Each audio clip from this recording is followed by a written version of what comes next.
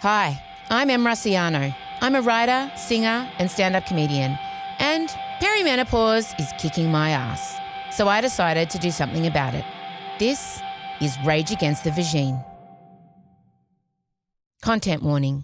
This episode of Rage Against the Vagine touches on themes of mental health and suicide. If it brings anything up for you, know you're not alone. Support is always available. You can reach out to Lifeline on 131114 anytime. This episode of Rage Against the Vagine is stacked with medical professionals who actually know their shit and researchers who give a damn. As we try to get some clarity on the question haunting half the population, what the is perimenopause?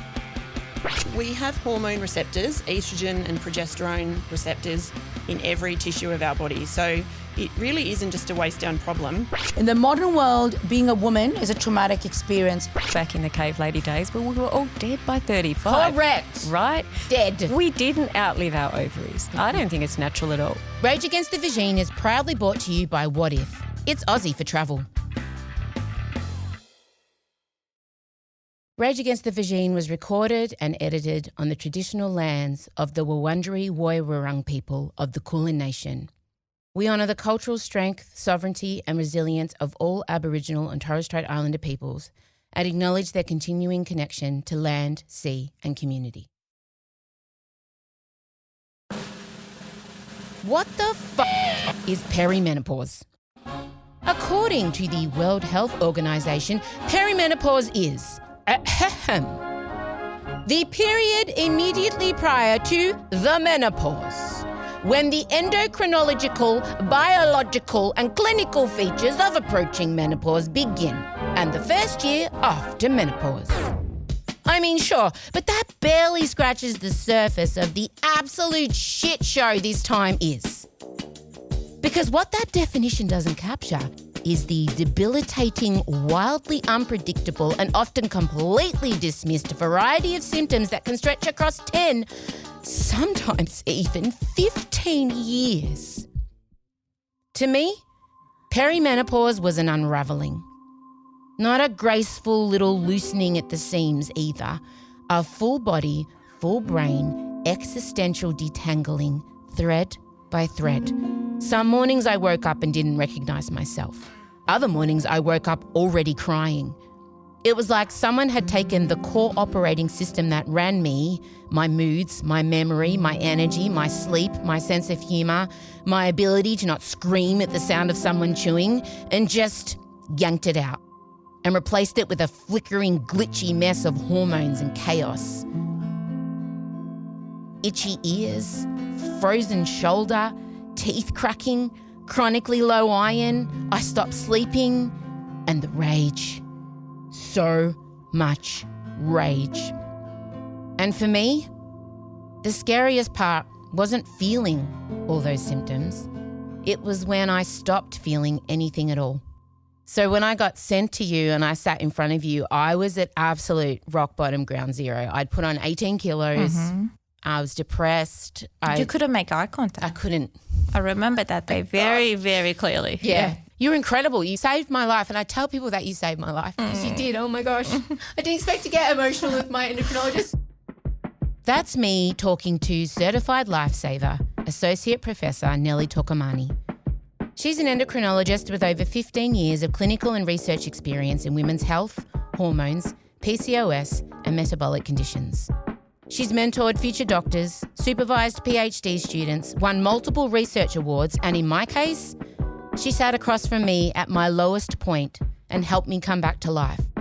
You'll hear more from her and from a whole team of brilliant doctors, specialists, and researchers as we unpack, say it with me, what the is perimenopause? But first, over to the Rage Committee before we dive into our experts' brains. Pray tell us, Ragers, how would you describe your perimenopause experience? Teetering between winning a Nobel Prize or a full-blown public meltdown. There's sort of no in-between.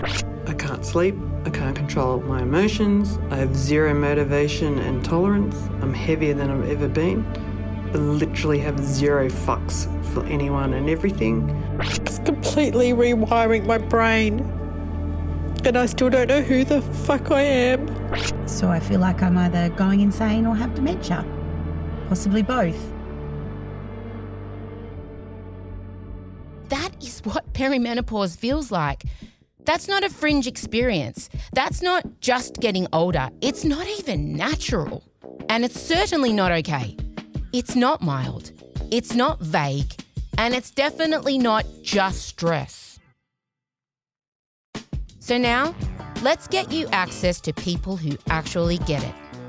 As a part of this project, I've spoken to 20 experts from across Australia. Doctors, researchers, psychologists, a full-force crew of high care factor unicorns who are doing the work. They're the ones who see the patterns, who take anecdotal evidence seriously, not just data points, who see the systemic gaps. And most importantly, they believe you. And they believe you deserve better. This episode is here to explain, in user-friendly medical terms, what the actual fuck is happening to your body, to help start the ungaslighting, to give you back some power. Because knowledge is power. And there's no one better to kick this off than Dr. Kelly Teagle. Kelly's a GP and one of Australia's leading voices in menopause care. She founded WellFem, one of the country's first telehealth clinics focused entirely on perimenopause and menopause. She's also been a key voice in the Menopause Matters parliamentary inquiry, pushing for better access, better education, and better outcomes for all of us.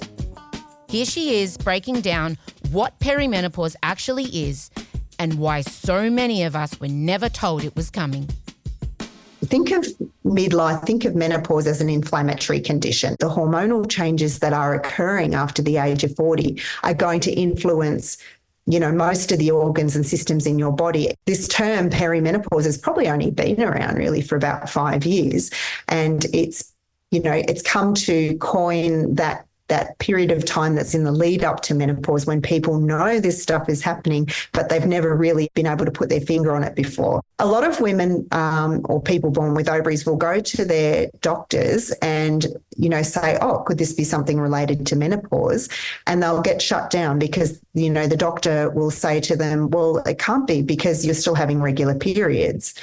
The reality is that what we know now is that perimenopause is a bit like reverse puberty. There's lots of mad brain rewiring going on in response to these subtle shifts in hormones that start to happen even quite early on. And so the younger women are talking about it. And so they're very curious to stay ahead of it. And they're much more proactive, than our mothers were around menopause. And they go out of their way to get this information so that they're ready for it and they want to know what their choices are going to be and where they can find them. Hell yeah, younger women are talking about it. Because we are young. And this is a reminder to share this series with your fellow young friends who may be a tad in denial. Perhaps with a side of internalised misogyny and shame. I know I've got a few of them. As Dr. Kelly said, hormonal shifts can start way earlier than most people are told. If the average age of menopause in Australia is around 51, and perimenopause can start 10, sometimes even 15 years before that, it's clearly not an old lady thing. But back to those symptoms, because hot flushes and low libido tend to get all of the spotlight. Sure, they're the Beyoncé and Taylor of menopause, but I wanted to give some mic time to the off-Broadway symptoms, the weird ones, the ones that don't get talked about or are dismissed as part of ageing. So I asked my own life-saving endocrinologist, Associate Professor Nellie, what else should we be paying attention to? Hair loss, skin dryness, skin changes, eye dryness. Yeah. And then there's weird and centralized adiposity, centralized weight gain. Yeah. So people come with a normal BMI, normal weight, but you see the waist to height ratio is through the roof because all the weight is going central. Yeah. And then there's weird and wonderful. Yeah, let's hit me with some of the weird and wonderfuls. They're my body favourite. aches and pains and stiffness. Yes. I have people who started getting ringing in their ears. Yep, I did. It's called eustachian tube dysfunction. It's because of the hormonal changes that happen. Then poor sleep. That's not weird wonderful. A lot of people get poor sleep. They wake up at 2, 3 a.m. Yeah, stiffness, all of these symptoms. Launching another kick-ass doctor's voice, Dr. Nicole Higgins. She runs her own GP clinic in Mackay, far north Queensland, and until recently served as president of the Royal Australian College of General Practitioners. She's been active in policy, pushing hard for Medicare reform, and she truly gets it, not just as a doctor, but as a working mum navigating her own perimenopause in real time. So, Dr. Nicole, what is the official medical term for this sheer number of potential symptoms that can show up in this so-called phase of life? There are absolutely so fucking many, quote unquote. Iconic. Say it again. There are absolutely so fucking many, quote unquote. Wild. And the problem is that there is so many other medical conditions that overlap. And it's sort of like, to use your string analogy, just pulling at the ball of string, and then it just unravels. Yeah. And that's also what it's like on our side, is to say, look, there are so many of these symptoms that appear in so many other diseases. Let's actually bring that picture together. We do need to make sure it may or may not be something else. But the thing is this menopause? Is this perimenopause? And not devaluing, each woman's experience. I think I speak for every listener when I say we greatly appreciate our experiences not being devalued by anyone. But it hits especially hard when it happens at the hands of a healthcare professional you're seeking help from. And if that brought something up for you, don't worry. Episode 5, How the F Do I Get Help, is set to be your favourite. We're unpacking misdiagnosis, medical misogyny, and how to find and prepare for a menopause-informed GP appointment. But back to symptoms. If the unofficial medical term for the volume of symptoms is, checks notes, so f***ing many, why is that? I put that question to Dr. Alicia McCrow.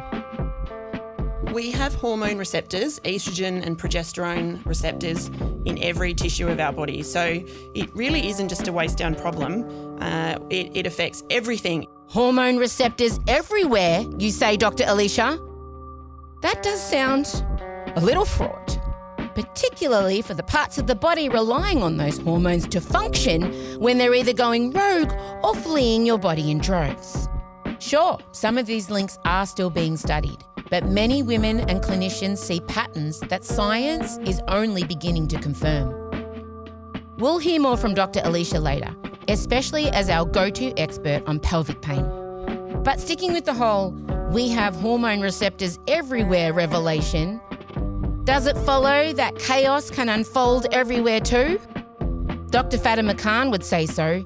She's someone you need to follow on Instagram, not just because she's brilliant, but because she founded Melbourne's first dedicated menopause clinic, lives by the motto, hormone health is mental health, and brings a trauma-informed approach to her practice. Because, let's face it, In the modern world, being a woman is a traumatic experience.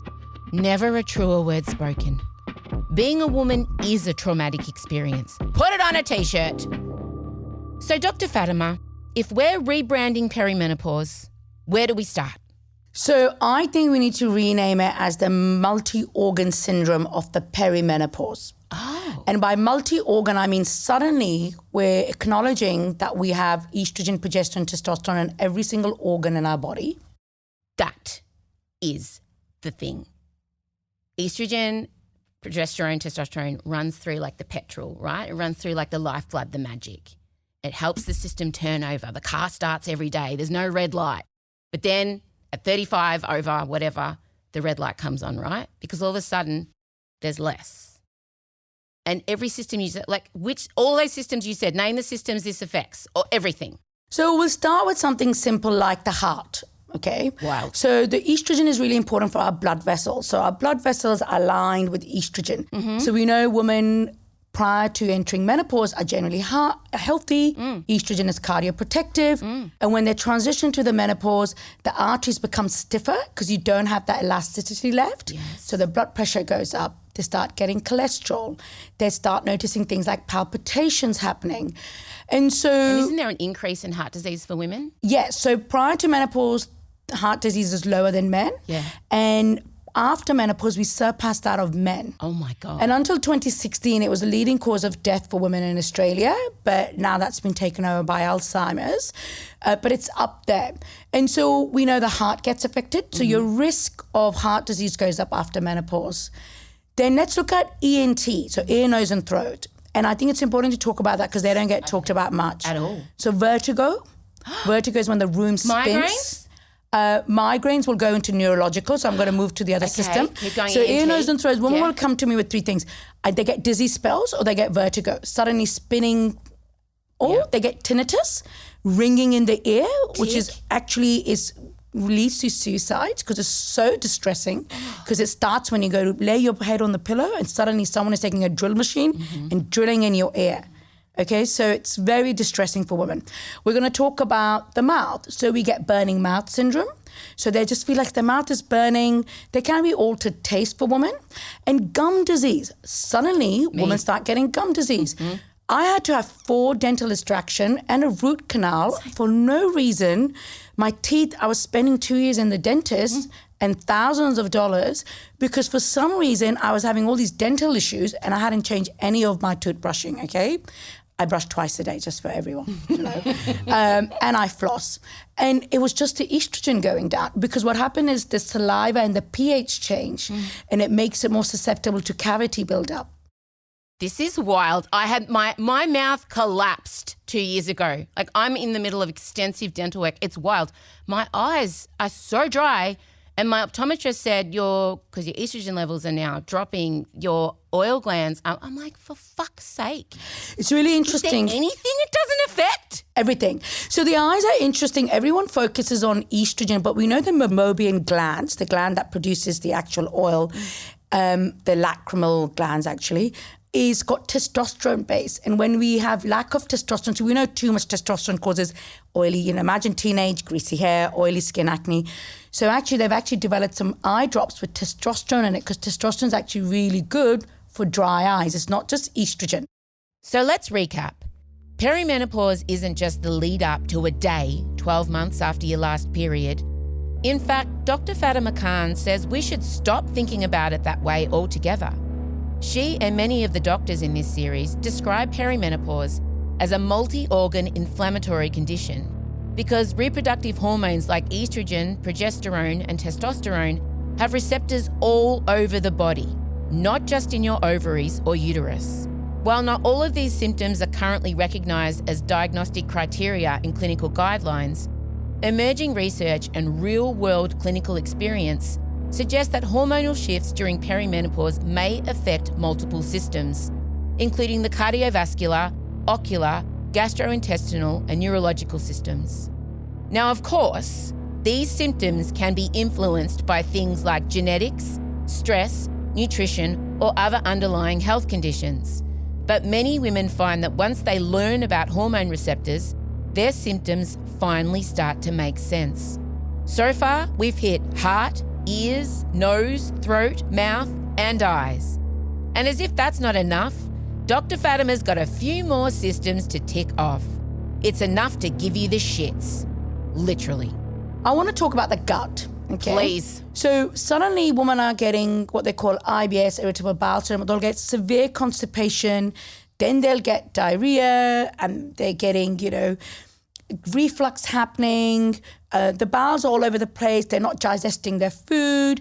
So we know that estrogen is directly linked with that and impacts the gut health.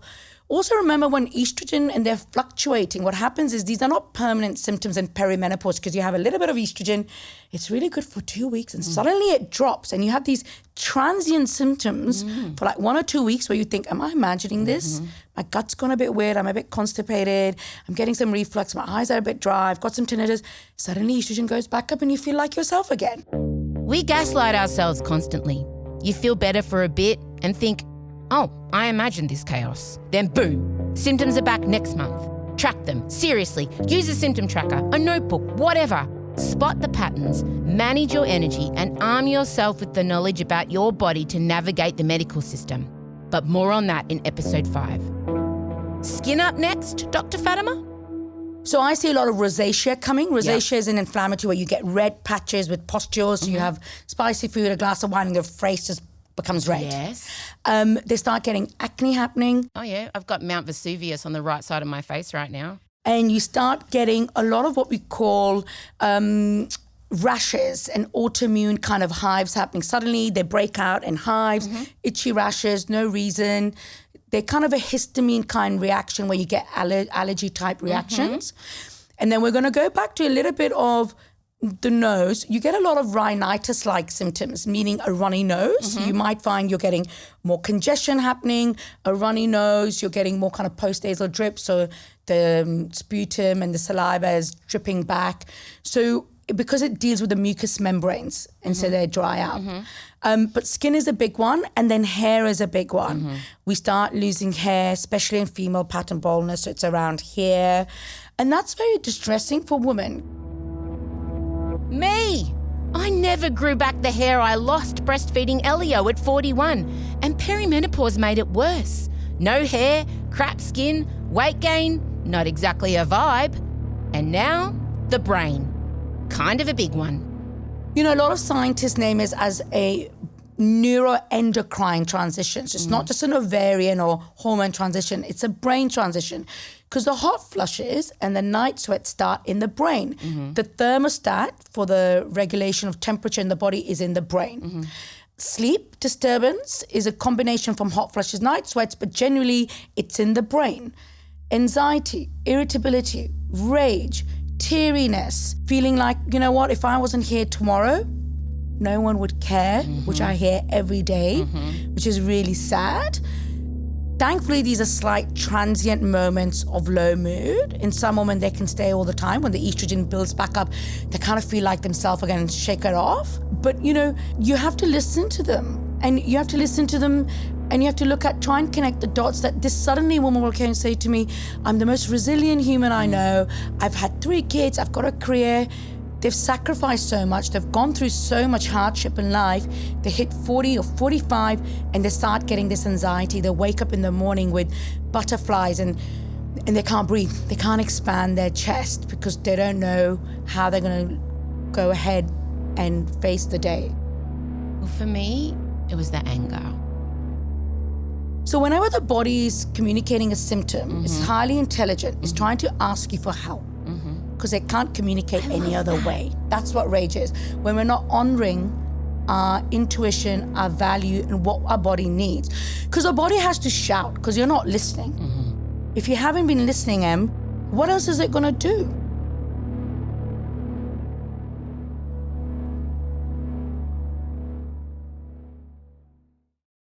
What Dr. Fatima said really hit me. Rage is the body shouting because we haven't been listening. And now your body's calling out for rest, fresh air, decent food, and a proper break. And I can already hear you. How can I take a break when I've got work, kids, aging parents, bills, girlfriends going through breakups, an anxious dog, coaching's a book week? Take a breath. Here's the thing. You cannot pour from an empty cup. You're no good to anyone burnt out, bloated, ragey, and forgetting your own name. So what if?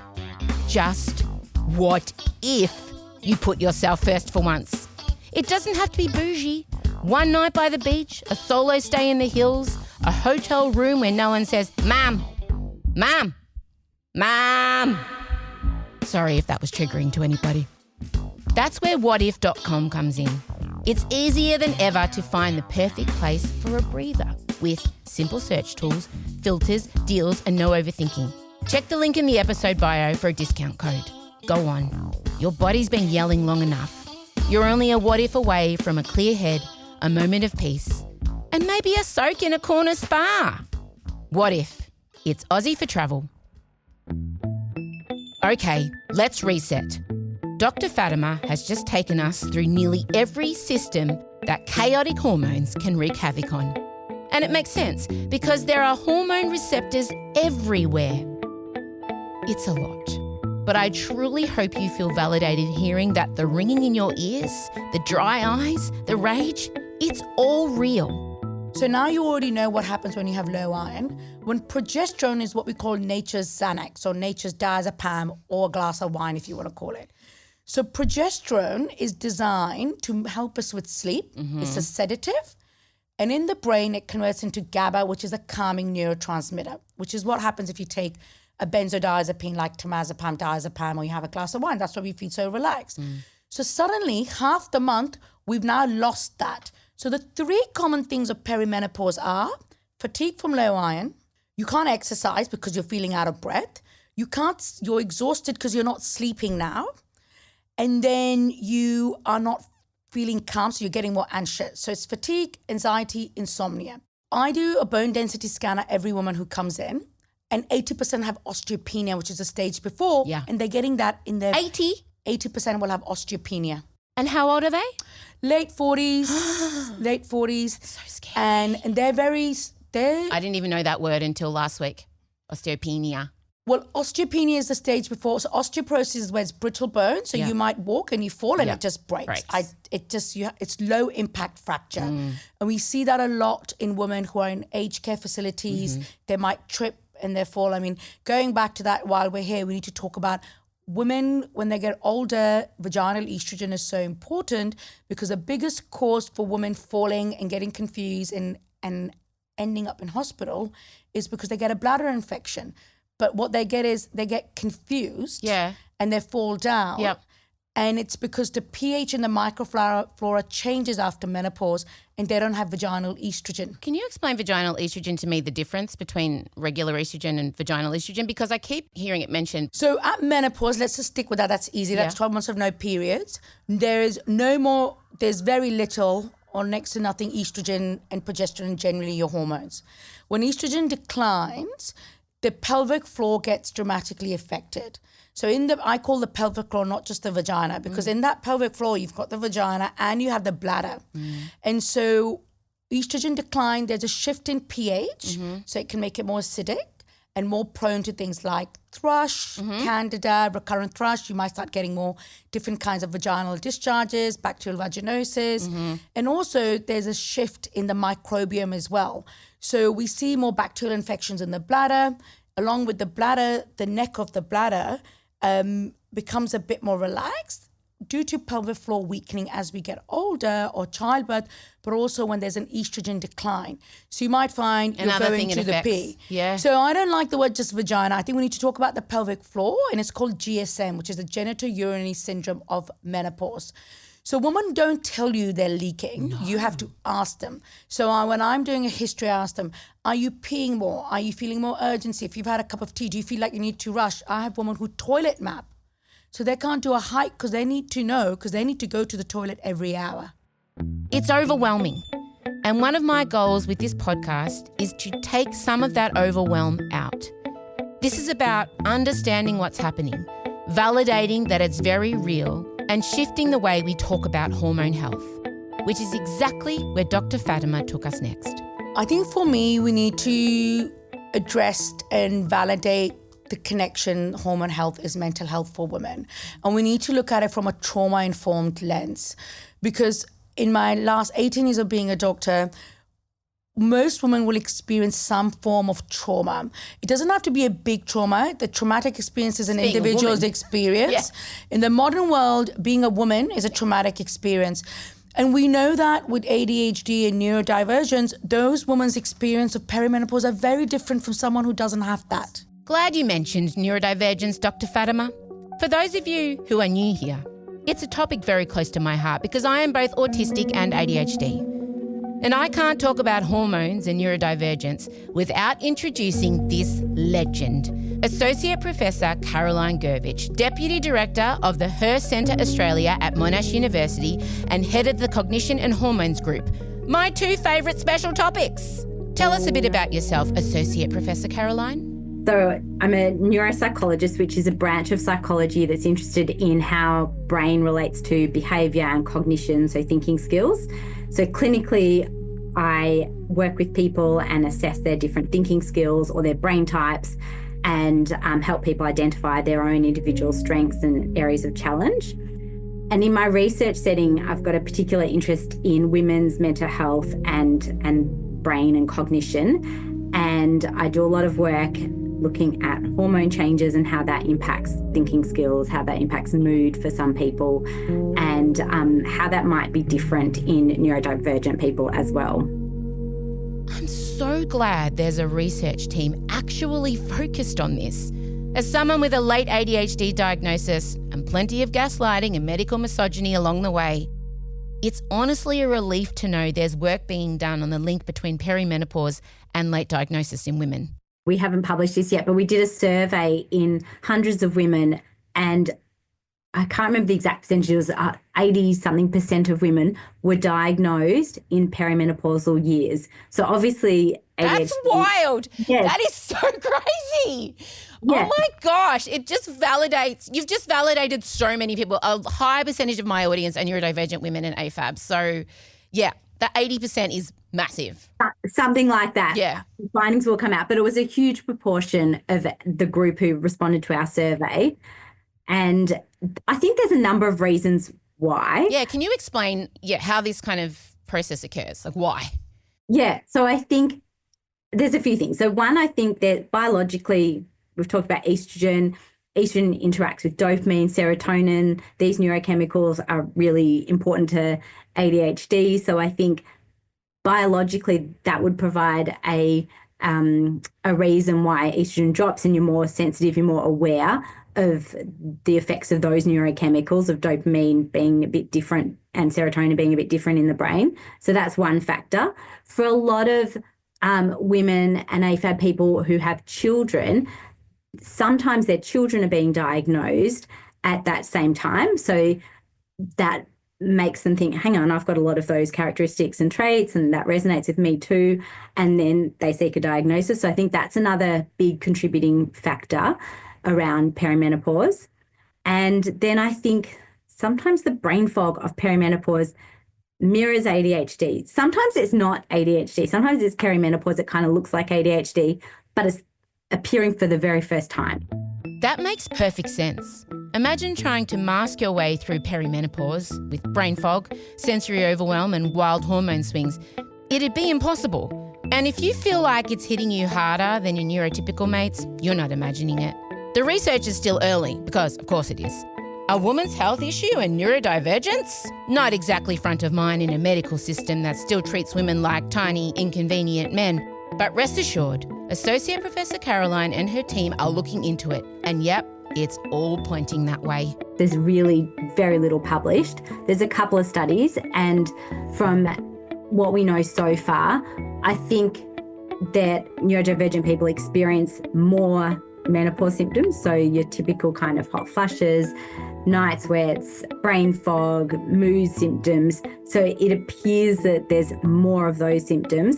And then there's also the exacerbation of some of the characteristics and traits of being ADHD or autistic person that seem to also be exacerbated around the time of menopause. That's what it is looking like. If this is striking a chord, two of our amazing guests, Dr. Kelly Teagle from WellFem and psychologist Kirsten Bowes from All About Her, teamed up to write a brilliant 3-part series on perimenopause and ADHD. You can find it on the WellFem website, and we'll pop a link in the bio as well, along with more of Associate Professor Caroline's research. While I had Dr. Caroline, I asked for a straight-up deep dive into how hormone fluctuations during perimenopause impact cognitive function, because I, like many of you, genuinely thought I was developing early-stage dementia. A lot of people clinically present and say exactly that. They think they've got dementia and they don't know what's going on and why is their thinking changing in their early 40s, and they haven't even necessarily made a connection to perimenopause because they might still have a menstrual cycle period, so that's not even on their radar. So I think I think a lot of people think of estrogen and progesterone as being our reproductive hormones, and they regulate our reproductive function, which they do, but they also travel through our body, they enter our brain, and they're quite potent in the way that estrogen and progesterone can impact our brain. And we've got what's called receptors in our brain, so bits of our brain that respond to changes in these chemicals. And the studies that have looked at where they're located, they're really densely located in the front part of our brain, which is important for our executive function. And in another part of our brain, the temporal lobe, which is where our memories sit, and also our amygdala, and our limbic system, which is where our emotions are regulated. So these parts of our brain, executive function, emotion, memory, have lots of estrogen receptors. So when our estrogen goes up and down and up and down, these bits of our brain can respond to that. And sometimes they don't like that on and off feeling. And estrogen also protects our brain. It's what we call neuroprotective. So while it fluctuates during perimenopause, it's also gradually declining. And so we're losing some of this benefit, neuroprotective benefit of estrogen as well. So there's a couple of reasons why, scientifically, why estrogen might have an impact on all of the thinking skills. And it kind of validates what so many women experience and talk about. Their executive functions, their memory, their emotion regulation is fluctuating and on off, and they don't know what's going on. And sometimes they're clear in their thinking and sometimes it's foggy. And so it's very likely that that is reflecting whether your estrogen receptors are being hit or not hit and fueled or not fueled. So what can we do about it? I think there's a few things. I think this process of talking about it is validating for people to hear, because I think it's even scarier for the person who doesn't know why they feel so weird and out of control, or their mood is changing, or their brain is not thinking clearly. It's really scary. And so I think hearing the stories is validating. So that's like a small first step. I think knowing that there are different treatments out there. So there's, hormone therapies that can be really helpful for some people. So going to speak to your GP or healthcare professional is really important.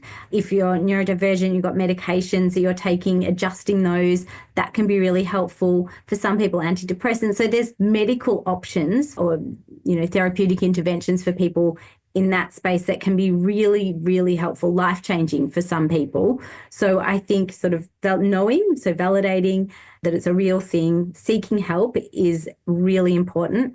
And then at a practical level, I think just self-care, like just knowing, this is a bit crap and I feel a bit awful and I just need to look after myself for a little bit of time, and my family are still going to be there, and I'm going to be kinder to them in the long run if I have a bit of self-care time. And I think that's also really important to grant that to yourself, to allow yourself to say, I need to look after myself just for a little bit. Might be a day, a week, whatever it is. And say, I need some space. Self-care is a very individual thing. Everyone's going to have their own version of what makes them feel good. And whether that's, going for walks or lots of exercise or hanging out with your friends, whatever it is, that is super important to your mental health, to your physical health. And as you said before, being the best version of yourself, you can't do it if you're so stretched that you've got nothing left to give back to yourself. Look, I know you've probably heard the word self-care so many times, it's starting to sound like white noise. Like an overpriced candle or a pastel Instagram post telling you to hydrate and meditate. But I'm asking you, please don't tune this one out. Because what Caroline just gave you, it's not luxury. It's not a bloody retreat in Byron with turmeric shots and matching linen sets. It's low-cost, accessible, doable stuff that can help you start clawing your way back to yourself. This isn't fluff. It's not indulgence. It's survival. You need to figure out what self-care actually looks like for you and then protect that shit like a bloody she-wolf. Because no one else is going to prioritise it for you. I always say, the day of my funeral, I'll have an open casket, I'll be stunning, one of my children will lean in, I'm dead as a doornail, and they'll say, Mum, where's the washing powder? I'll be like, I am dead. Because no one is going to prioritise this for you. Not your job, not the system, and certainly not the people who rely on you. It's your job to hold that line, fiercely, relentlessly, and without apology. I'm very mindful of how profound the mental health effects can be for women during this transition. And we know that even women who've previously been psychologically well their entire life have a 30% chance of getting anxiety or depression. Those who have been depressed have about a 60% chance. And the peak of female suicide is 45 to 49. So it's actually quite a serious concern, really. That stat, in Australia, suicide rates for women peak between the ages of 45 and 49. That's not just confronting, that's real, and it's backed by our national data. And if that doesn't make you take the self-care message seriously, I don't know what will. That voice you just heard belongs to Dr. Hannah Chapman. She came recommended by the Rage Committee and honestly, obsessed. She flew in from Tassie, where she's gone and set up the state's first menopause clinic. Because, surprise, no one else had bothered. And she does not buy into the it's just a natural part of aging crap that makes women feel like they have to shut up, toughen up, and ride it out in silence. She sees it, she names it, she's out there actually doing something about it. And that's why we made this episode, to hand you the info you should have been given years ago, to back you while you figure out what the hell is going on in your body, and to remind you you're not going mad, you're not alone, and you're definitely not done. I have a real problem with this, natural kind of thing because actually, what's natural back in the cave lady days? Well, we were all dead by 35. Correct. Right? Dead. We didn't outlive our ovaries. Mm-hmm. I don't think it's natural at all. Can we just sit with that for a sec? It's not natural. We didn't need all those hormones back in the cave days. We were dead by 30. We weren't meant to live half of our lives in a fog of pain, rage and confusion. And while most of us stumble into this mess slowly, others get thrown in head first. I asked Dr. Hannah to explain what happens when perimenopause is triggered suddenly by surgery, cancer treatment, or medical conditions that throw your hormones off a cliff. So I guess, first of all, to clear up, a hysterectomy does not Needs usually... to be renamed. Well, yes. Yes. Absolutely. You're not taking out my hysteria, babe. No, I'm keeping that. Yeah. Yes. Is usually just the removal of the uterus, not the ovaries. Mm-hmm. But there are scenarios, because some people think when they've had a hysterectomy that means their ovaries have gone. They shouldn't have. We do know that it can follow on after a hysterectomy, possibly due to interruption to blood flow, that menopause can come a little bit sooner, but even when the ovaries are left. But when the ovaries are surgically removed, which usually will be around something pretty serious like cancer prevention, for example, that's an abrupt and intense kind of pathway into menopause.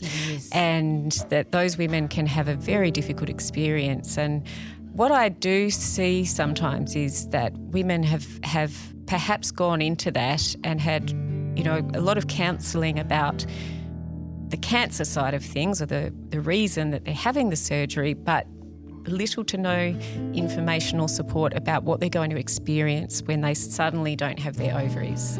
And that is an opportunity, I think, where, that can be handled quite differently. I guess the other category of women who I think really deserve a mention are the breast cancer patients. Yeah. And that's a cohort who I really do feel for because, by definition, whilst you're having treatment for breast cancer, you'll be given anti-hormonal estrogen treatments. blockers, is that right? Yeah, that's right. Can you explain what happens and why that happens? So it happens because there's evidence that reduces recurrence of the breast cancer if it's a breast cancer that is hormonally sensitive. Got it.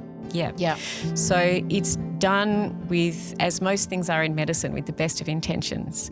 However, it's a bit of a double whammy for those women because they can't access estrogen. There are some things that they can have, and increasingly, the oncologists are coming around to embrace the safety of intravaginal hormones. So it's important that those women realise that there will be some options, even if they can't have conventional MHT. There are other medications available that can help relieve their symptoms and their distress. Imagine that. You're thrown aggressively into menopause on top of having cancer, breast cancer, cervical cancer, whatever it is, and suddenly you're managing hot flushes, mood swings, vaginal atrophy, and fighting for your life. And still, the research is thin. The support is patchy. We see you and we're sorry. But it doesn't stop there, because when it comes to women's health, the hits keep coming.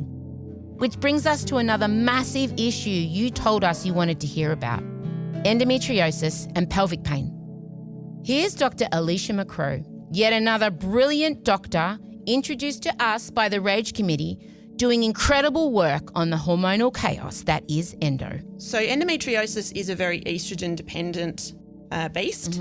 So endometriosis grows and bleeds and drives inflammation from estrogen, and definitely in perimenopause, particularly in early perimenopause, estrogen can absolutely skyrocket. So it can go much higher than it would in a normal regular cycle, and it can also drop unexpectedly as well.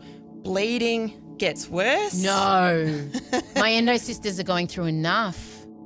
What's pelvic pain? So any of that pain, painful periods, painful vagina, painful bum pain, leg pain, hip pain, back pain, constipation, like is it...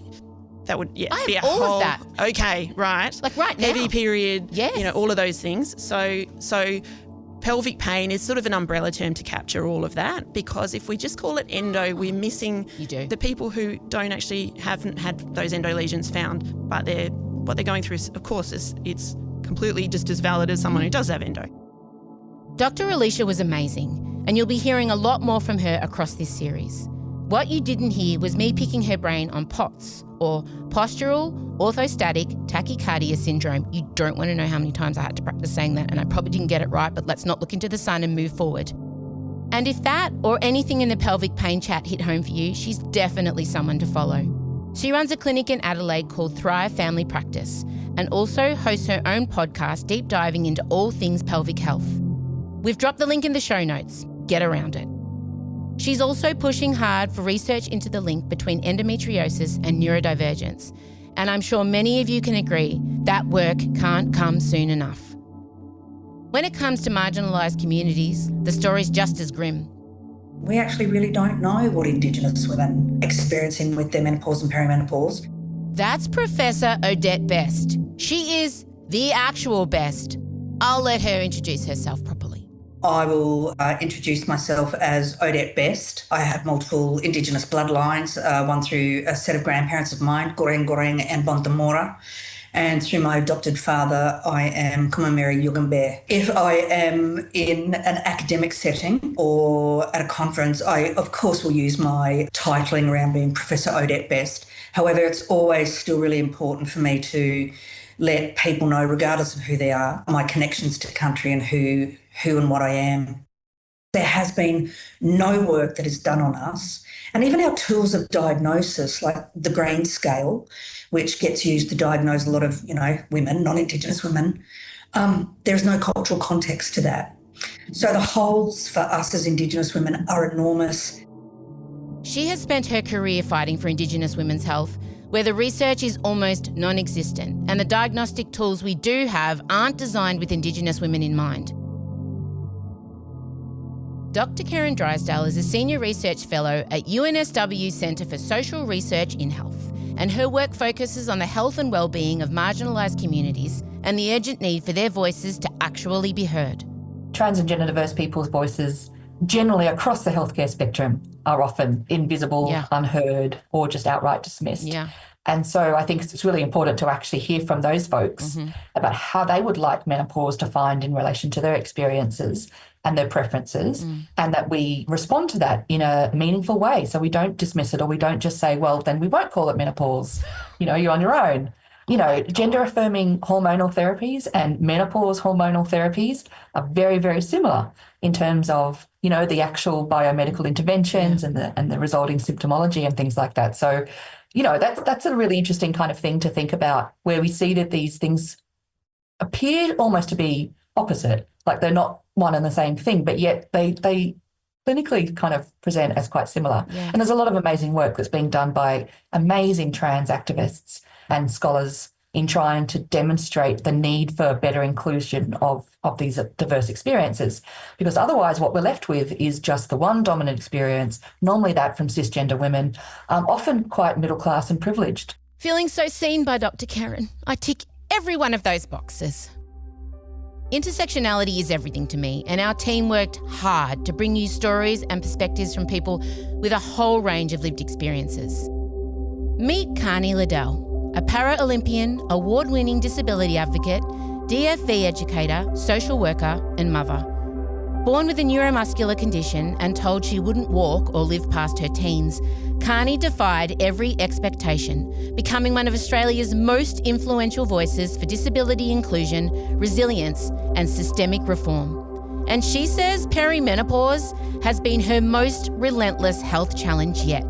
Because I used to say pregnancy was the hardest thing I've ever done in terms of pain and health stuff. And you've got a bit of that. You've got a bit of health stuff, you could say. So I was born with a muscle disease.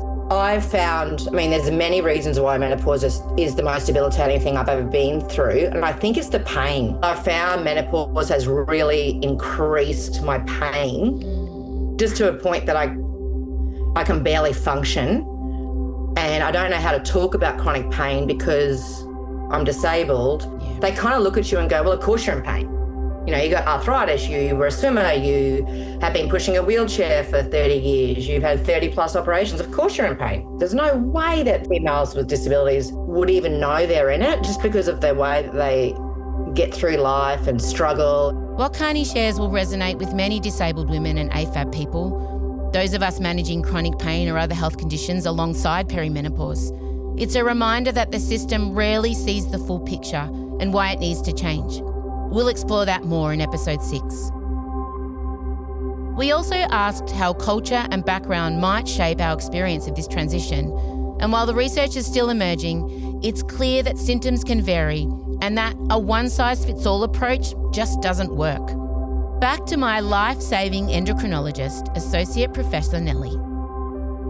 So some ethnicities have more symptoms and some ethnicities have different, there will be different symptoms. Some people might get extreme hot flushes, and some people might just get real extreme mood changes. So I see mostly the Caucasian population would get mood changes and weight gain. Mm-hmm. I see more sort of Asian, Indian, Sri Lankan, that sort of background will get a lot of hot flushes, a lot of insulin resistance, a lot of metabolic syndrome starting to happen around that time. Mm-hmm. So it's very different. So the Iranian population, yes, they do present with weight gain. That's a big issue for them.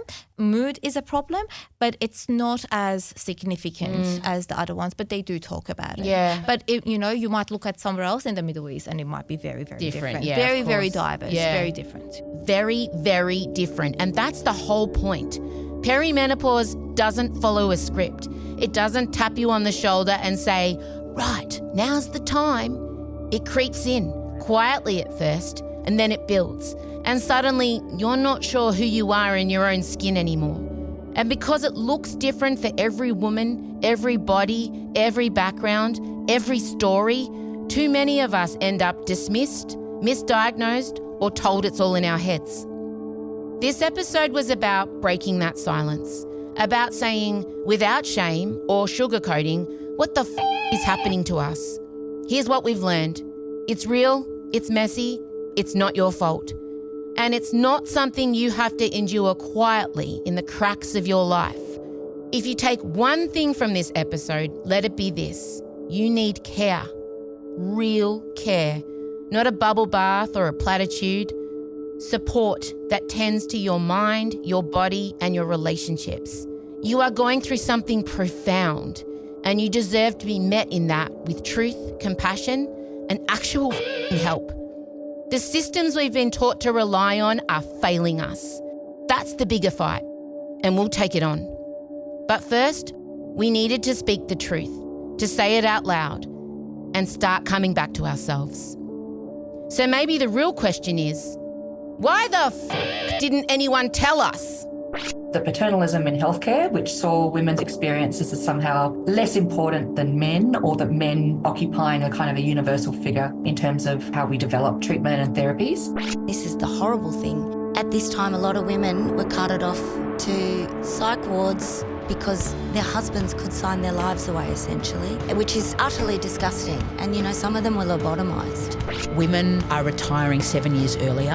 Under 55 are retiring. Women are retiring 7 years earlier than men, and we know that they're retiring 12 years earlier than they want to. If perimenopause was something that men were experiencing, we wouldn't be having this discussion right now because it would have all happened decades ago. Please follow Rage Against the Vagine on your preferred podcast app. Give us a 5-star rating and a review, and share us with your friends. We need to get the message out to everybody who needs to hear it. This has been a Down the Hill Studios production. Created and voiced by me, Em Rusciano, with my incredible team. Executive produced by Tara Carlon, edited and composed by Ezekiel Fenn.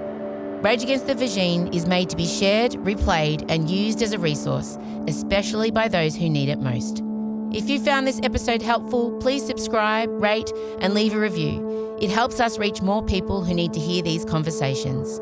And if you share it, please credit us and keep the conversation and the productive rage going.